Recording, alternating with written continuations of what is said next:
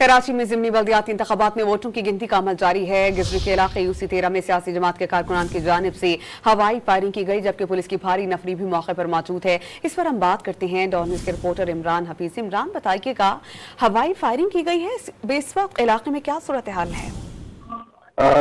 देखिए समझिए, ये गिजरी का इलाका है। क्लिफ्टन में ज़िमनी बल्दियाती इंतखाबात की UC13 जहाँ पर जो है पोलिंग कमल के बाद जो है वो सियासी जमात के कारकुनान जो है वो आपस में पहले गुत्तंगबद्ध हुए और एक दूसरे की तरफ से जो है नारेबाजी की गई शदीद, जिसके बाद जो है वो सूरत हाल कशीदा हुई और इस दौरान जो है हवाई फायरिंग भी जो है वो वहाँ पर की गई, जिसकी आवाज़ें सुनकर जो है पुलिस की भारी नफरी तो वहाँ पर पहुंची, लेकिन जो है किसी किस्म की कार्रवाई जो है वो ताहाल अमल में नहीं आ सकी और ना ही हवाई फायरिंग करने में मुलविस किसी शख्स को गिरफ्तार किया गया है। जी, बहुत शुक्रिया इमरान, आपने अपडेट किया।